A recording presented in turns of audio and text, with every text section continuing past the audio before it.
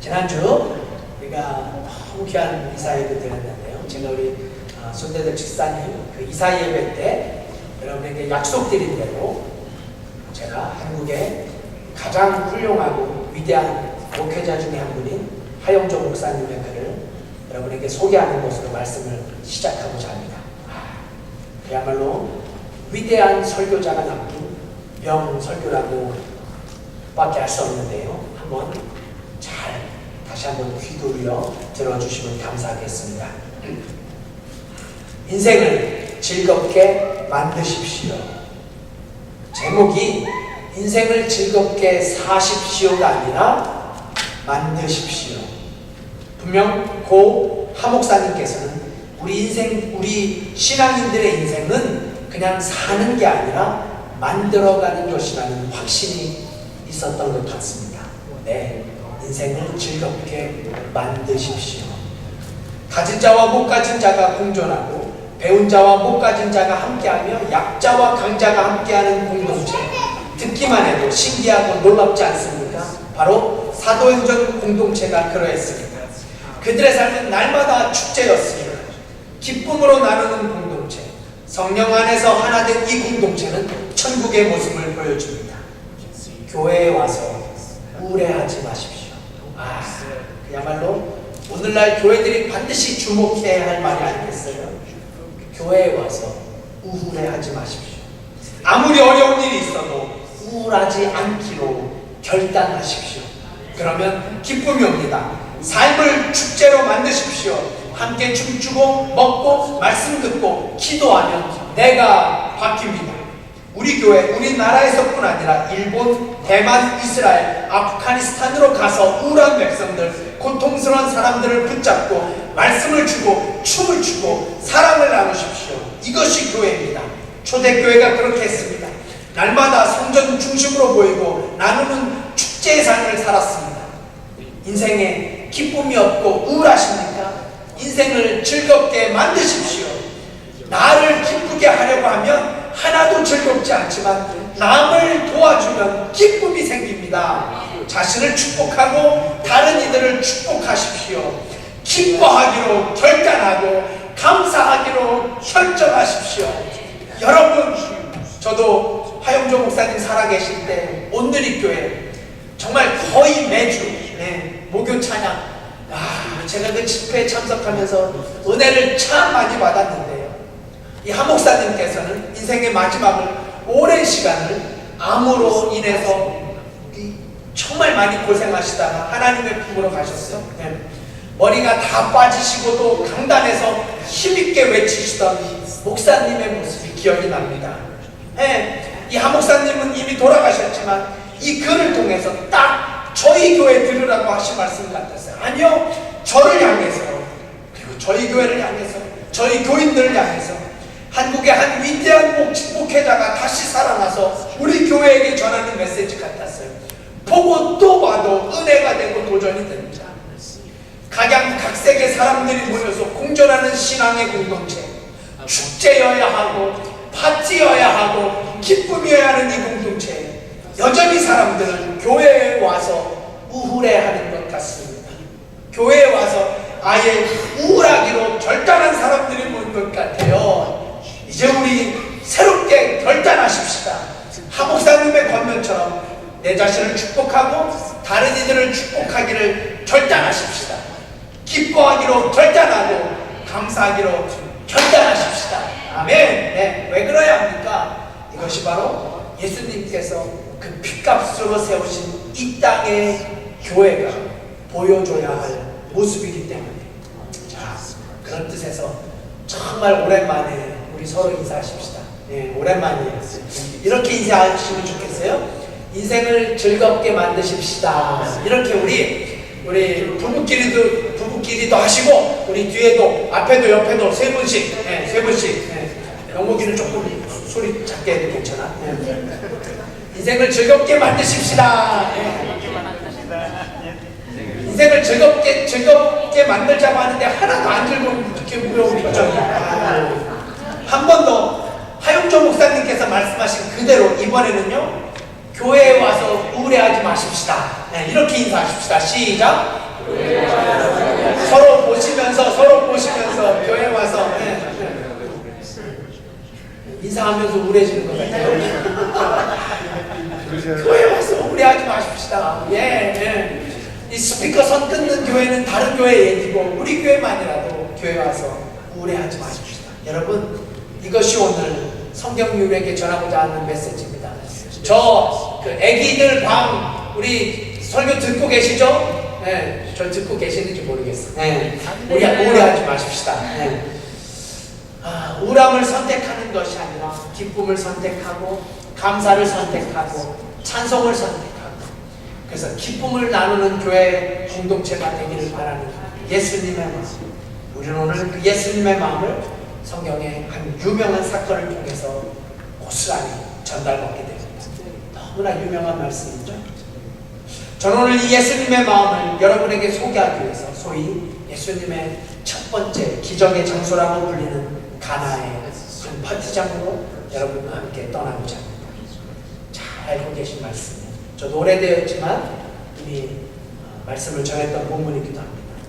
가나의 혼인잔치, 가나에서의 파티, 이곳에서 우리도 예수님을 만나보자 합니다. 파티에서 만난 예수님, 첫 번째 행하신 예수님의 기적. 하지만 여러분, 저는 오늘 말씀을 전하면서 기적이라는 초점에만 우리의 관심이 쏠려지지 않기를 원합니다. 그저 예수님을 만나니 기적이 생기더라, 그래서 우리도 예수님을 만나야 한다는 유치한 기복적 신앙인의 모습이 아니라 오히려 예수님께서 왜 이런 기적을 베푸셨는가, 예수님께서 가나의 한 파티장에서 기적을 선물하신 진짜 이유, 그래서 이 기적의 레슨이 우리에게 전달하고자 하는 메시지는 무엇일까 살펴보면서 함께 은혜 받기 위해 이스라엘 땅 갈릴리 가나의 한 파티장으로 출발해 보겠습니다. 먼저 오늘 본문은 이렇게 가나의 파티장을 우리에게 소개하면서 사건을 이야기를 시작합니다. 우리 첫 절 한번 같이 봉독해봐요. 우리 1절 함께, 여러분 하나님의 말씀을 함께 봉독할 때 더 말씀에 집중할 수 있어요. 함께 봉독해요. 시작. 사흘 되던 날에 갈릴리 가나에 혼인이 있어 예수의 어머니도 거기 계셨다. 여러분 잊지 마십시오. 이 가나의 웨딩 파티에 예수님이 계셨습니다. 예수님께서 거기에 계셨어요. 하지만 그럼에도 불구하고 문제가 생기게 됩니다. 그렇죠? 예수님께서 그 파티에 계셨음에도 불구하고 문제가 생겼다는 사실을 우리는 결코 쉽게 지나치지 말아야 해요. 이것은 마치 성경이 우리 믿음의 성도들이 반석 위에 집을 지어야 하는 이유를 설명함과 동일합니다. 지난주에 우리 손지사님 이사가족 아직도 제게 은혜가 있어요. 그 이사 신방하면서 제가 나눴던 말씀인데, 제가요 그 이사 예배를 드리면서 마태복음 7장 반석 위에 지은 집 말씀을 나누면서 얼마나 기쁘고 감사했는지 몰라요. 우리 집사님 집을 너무 잘 지었어요. 너무 예쁘게 너무 좋게 지으셨어요. 이렇게 저희 교회 성도님들이 좋은 집을 짓고 좋은 곳으로 이사 가셔서 이사 예배를 드리는데요, 얼마나 제가 기쁘고 감사하지. 이제야 좀 목회자가 되는 것 같다. 그래서 제가 이런 기도가 절로 나왔어요. 저희 교회 성도님들이 더 좋은 집으로, 더 좋은 환경으로 이사해서 우리 교회에서 많이 이사 예배 드릴 수 있도록, 끊임없이 이사 예배 드릴 수 있게 해달라고, 이사 예배 많이 드릴 수 있는 교회가 되게 해달라고. 아멘이시죠? 네, 아멘 하신 분들 더 좋은 집으로 이사할 줄 믿습니다. 원로단장님 기대하십시다. 이제 저희 지휘자님 가죠. 또 이제 싱글하우스로 이사를 하셔서 더 좋은 환경에서, 특별히 밤마다 이 클라리넷 연주하는데 그냥 아파트에서 고생하시는 분들 마음껏 연주할 수 있어서 얼마나 감사하죠. 우리 미경자매님은 겸손하게 집이 작다고 그러면서 화장실은 3개라고 아마 아이를 더 낳을 거기 때문에 집이 작다지도 모르겠어요.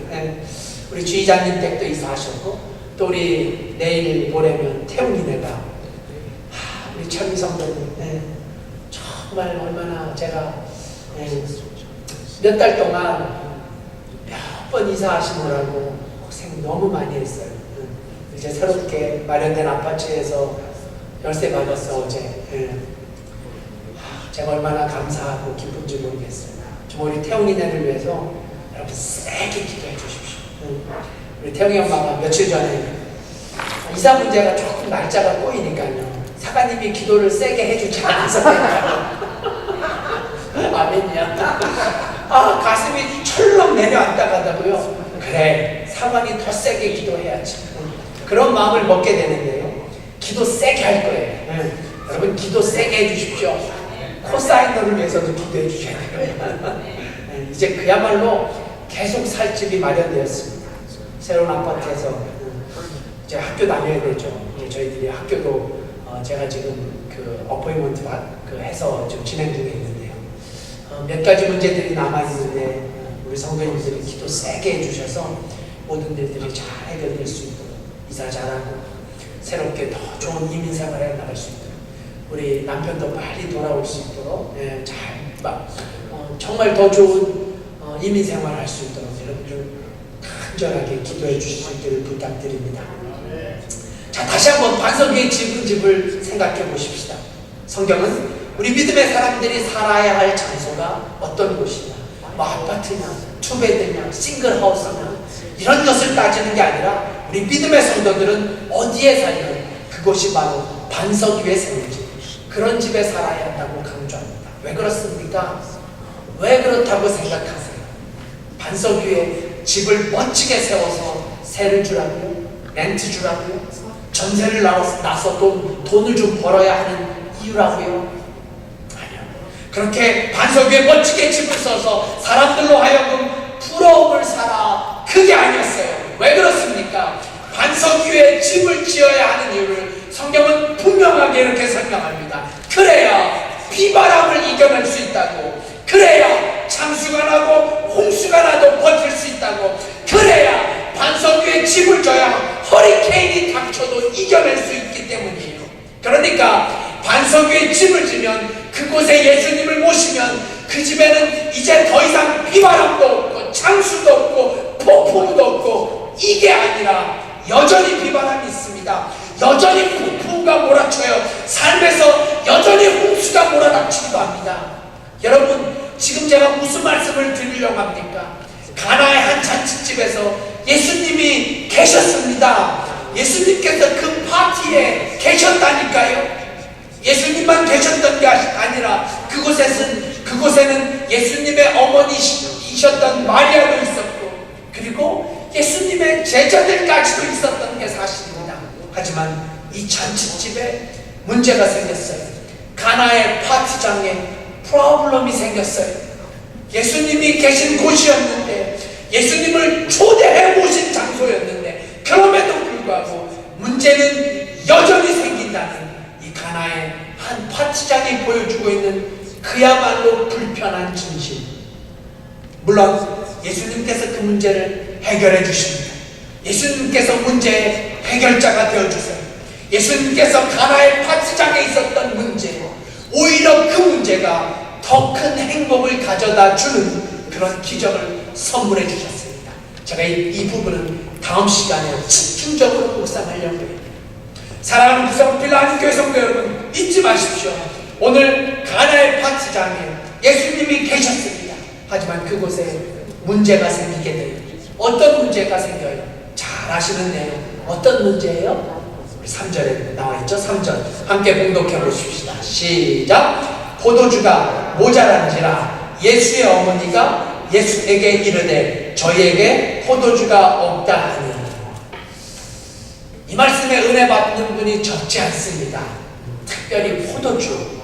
저희 교단은 절대 금주 금연을 강조하는 교단인데요, 우리 뒤에 잘 듣고 계시죠? 네, 저희 교단은 그런 교단입니다. 네. 어떤 성도님들은 예수님께서 포도주를 마셨다니까, 아니 오히려 오늘 말씀을 빗대어서 사람들에게 포도주까지 공급하시지 않았냐고, 그러니까 우리도 뭐 마음껏 마셔야 한다고, 이 말씀에 은혜 충만하신 분들이 계십니다. 하지만 그런 분들은 성경을 반만 아시는 거예요. 먼저는 이 당시 포도주는 지금의 포도주와 차원이 다릅니다. 쓰임이 달라요. 용도가 달라요. 예수님의 시절 포도주와 지금의 포도주는 적용 자체가 같지 않다는 사실을 잊지 말아야 해요. 사실 성경에 보시면 독주는 마시지도 아니 아예 보지도 말라고 하셨어요. 성경에서 말하고 있는 독주가 바로 지금의 술이라고 하면 전혀 틀리지 않습니다. 당황하셨죠? 네, 당황하시는 청년들 있어요. 어떤 분은 제가 이 말씀을 드리니까 그럼 사관님 독주, 술을 보지도 말라고 했으니까 눈 감고 마시면 되겠네요. 지금 한국에 가 계신 신모 성도님이 그런 농담을 제게 한 적이 있었습니다. 아무튼 예수님께서도 포도주를 마셨으니까 우리도 마셔도 된다? 아니 마셔야 한다? 예수님께서 하셨으니까 우리도 해야 한다고요? 그럼 예수님께서 하지 않으셨던 것 우리가 하지 말아야 합니다. 예수님께서 하지 않으셨던 것 하지 말아야 해요. 무슨 말씀인지 이해가 가시죠? 예수님께서 하셨기 때문에 해야 한다는 전제는 예수님께서 하지 않으신 것은 우리도 하지 않아야 했습니다. 그러니까 이상한 데서 은혜 받지 마시고요. 우리 다시 본문으로 돌아가십시다. 가나의 한 잔치집 파티장에서 포도주가 모자라게 됐습니다. 이 장면에는 약간의 성경의 지식이 필요해요. 예수님 시절 유대 사람들은 혼인을 주로 수요일에 했다고 전해집니다. 그런데 수요일에 예식을 하는데요. 그 전에 파티 먼저 해요. 파티 퍼스트. 사람들이 모여서 파티를 합니다. 수요일 날만 파티하는 것이 아니라 어떤 사람들은 길게는 일주일간 파티를 하기도 하고요. 그리고 대부분 사흘 정도, 보통 사흘 정도는 파티를 했다고 그렇게 기록되어 있습니다. 그래서 본문의 시작이 뭐라고 시작되어지는 줄 아세요? 본문에 뭐라고 시작돼요? 사흘 되던 날. 사흘 되던 날. 즉 이미 파티를 시작한 지 사흘이 지났다는 말이에요. 사흘 동안의 파티가 클라이막스로 다르던 날, 사흘 되던 날. 물론 이 부분을 다른 뜻으로 해석하기도 하는데요. 몇몇 성경학자들은 이 날이 바로 예식을 하는 날이었을 거라고 그렇게 추측합니다. 그러니까 이 날이 바로 수요일이라고 할 수 있어요. 파티는 절정에 이르고 있었습니다. 잠시 후면 파티의 클라이막스인 신랑 신부의 모습이 보일 때입니다. 그런데 우리가 이미 아는 대로 신랑 신부 그리고 온 가족들이 파티의 절정에서 전혀 예상치 못했던 문제에 부딪히게 됩니다. 그게 바로 뭐예요? 포도주. 네, 포도주가 모자라게 돼요. 여러분, 이 시절 파티의 상징은 포도주라고 해도 과언이 아닙니다. 포도주가 파티의 상징이에요. 포도주가 반드시 있어야 해요. 포도주가 끝까지 있어야 해요. 왜요? 그래야 파티의 클라이막스를 잘 마치고 드디어 신랑 신부가 모든 사람들의 축복을 받으며 기쁨과 감격으로 웨딩 마치를 올릴 수 있기 때문에. 그러니까 포도주는 끝까지 반드시 있어야 하는 파티의 가장 중요한 것 중에 하나였습니다. 이 사실을 본문도 증거해 주는데요. 10절 한번 보세요. 이곳에서 우리는 숨겨져 있는 당시의 풍습이랄까요? 당시 사람들의 일종의 꼼수를 발견하는데요. 10절 함께 봉독해봐요. 시작. 말하되 사람마다 먼저 좋은 포도주를 내고 취한 후에 낮은 것을 내거는 그대는 지금까지 좋은 포도주를 두었도다 하니라. 이제 이야기 가시죠.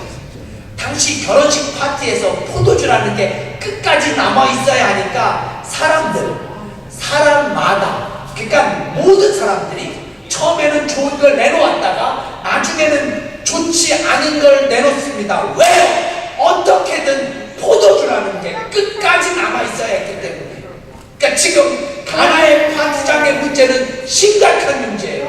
문제도 보통 문제가 아니에요. 질이 좋지 않은 포도주라도 남겨져 있어야 하는데 이제 곧 결혼 예식이 시작되어야 하는데 오히려 사람들의 웅성거림이 이 테이블 저 테이블에서 들리는 듯합니다.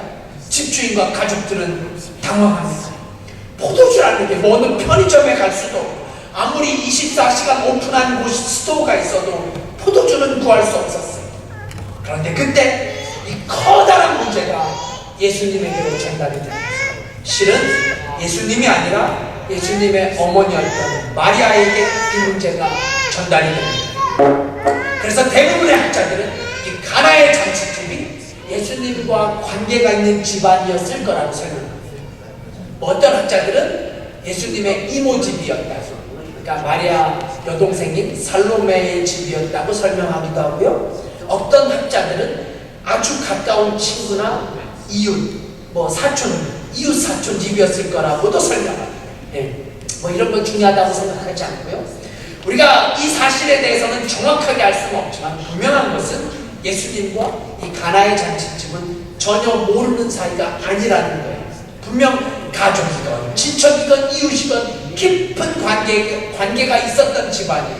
그래서 마리아가 이 문제에 개입하게 됩니다. 마리아가 이 문제에 직접 개입하게 되고, 그러면서 예수님의 어머니였던 마리아가 이 문제를 예수님에게로 가져오는 장면이 본문에서 이어집니다. 4절 말씀이죠.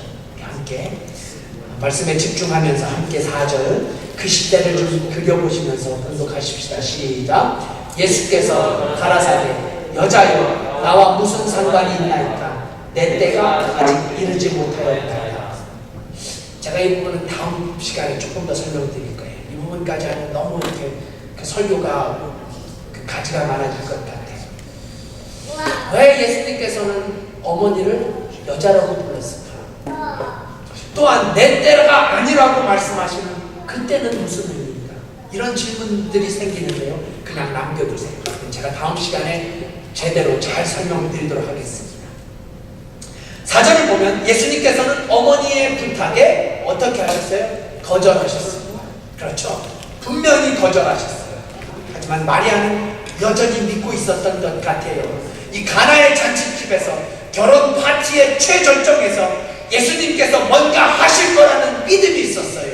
그래서 하인을 불러 예수님께서 말씀하신 그대로 하라고, 예수님께서 하라고 하신 그대로 순종하라는 부탁을 하게 되고, 그리고 기적은 거기서부터 시작이 됩니다.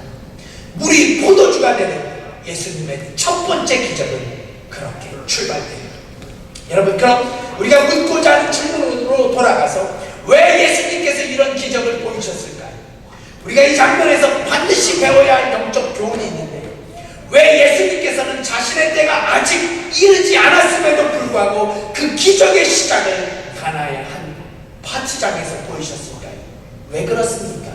예수님께서는 신랑, 신부, 가족은 물론 그 파티에 온 모든 사람들을 기쁘게 해주시기 원하셨다는 사실입니다.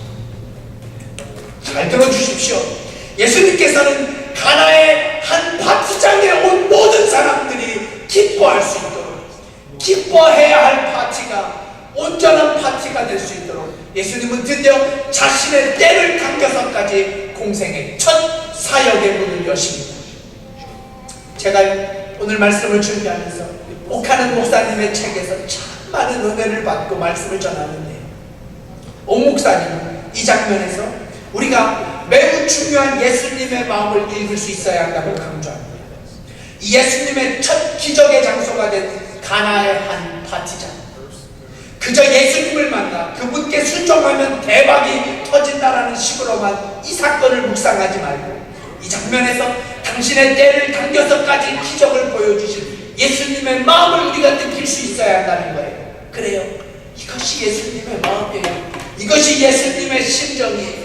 가나의 한 잔치집, 가나의 한 웨딩 파리에 그곳에서 예수님을 만난 모든 사람들이 기뻐해야 할 곳에서 기뻐할 수 있도록, 비록 그 속에 문제가 있지만 그럼에도 불구하고 이 땅의 사람들 모두가 행복하고 기뻐하길 바라고 기대하시는 예수님의 심정.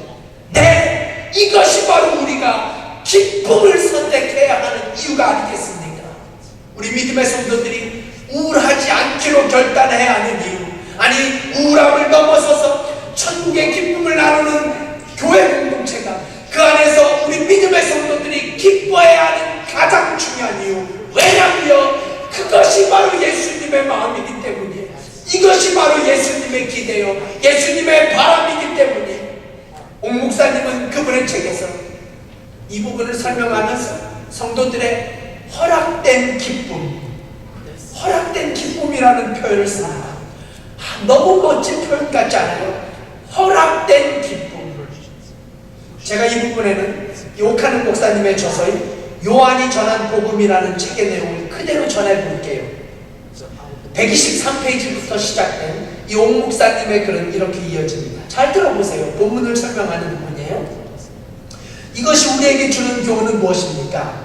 하나님께서 우리 인간에게 주신 기쁨은 우리가 누릴 자격이 있고 또한 마땅히 누리면서 기뻐하는 것이 그 은혜를 주신 하나님을 바로 아는 것이라는 사실입니다. 그러므로 허락된 즐거움을 마음껏 누려야 합니다. 젊은이들은 인생의 청춘이요 인생의 봄을 맞이하고 있습니다. 그러므로 젊은이들은 기뻐하면서 살아야 합니다. 청년들 잘 들어주세요. 제가 한국의 한 위대한 목회자의 설교를 그대로 전하고 있는 거예요.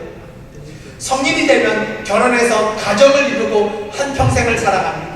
위로하고 사랑하고 서로 싸매주면서 험하고 고된 이 세상을 함께 살아갑니다. 그러므로 남녀가 만나 가정을 이루는 것은 하나님이 주신 축복입니다. 하나님이 결혼식을 축복하셨습니다. 그러기에 오늘 주님이 가나의 결혼식에 참석하셔서 함께 기뻐하고 사람들을 기쁘게 해주셨다는 것은 이것이야말로 예수님의 참 모습이 아닐 수 없습니다. 우리 청년들은 인생을 기뻐하면서 살아야 합니다. 즐겁게 살고 즐겁게 일하고 즐겁게 인생을 누려야 합니다. 신혼생활을 하는 남녀는 마냥 즐거워서 꿈을 꾸듯 사는 것이 정상입니다. 그것이 하나님이 주신 복이기 때문입니다.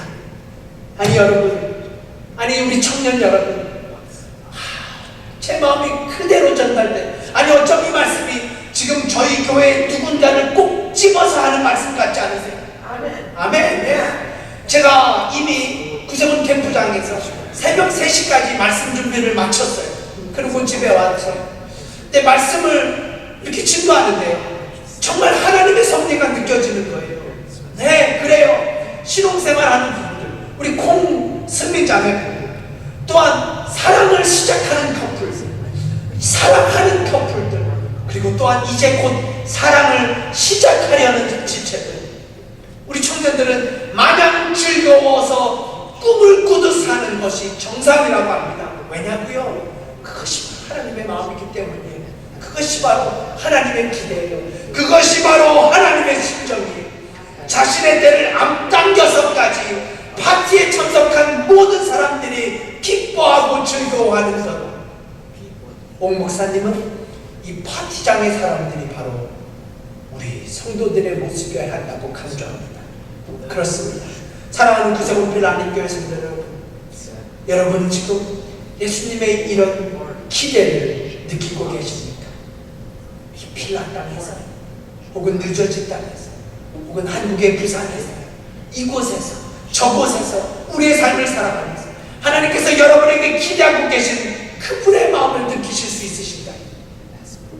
인생의 포도주가 다 떨어져 삶에 아무런 희망도, 삶에 아무런 기쁨도, 삶에 아무런 비전도 없이 그렇게 살아가는 것이 아니라 그 문제의 한복판에 서서 예수님을 만나고 그분이 우리의 문제를 해결하실 때, 예수님께서 우리의 문제에 개입하실 때, 아니 자신의 때를 당겨서까지 개입하셔서 여전히 이 땅의 성도들이 우울함이 아니라 기쁨과 감사로 삶을 살아가는 것, 저는 이 가나의 한 파티장에서 예수님께서 우리에게 보여주고 계신 그분의 마음이라고 믿어 의심치 않습니다.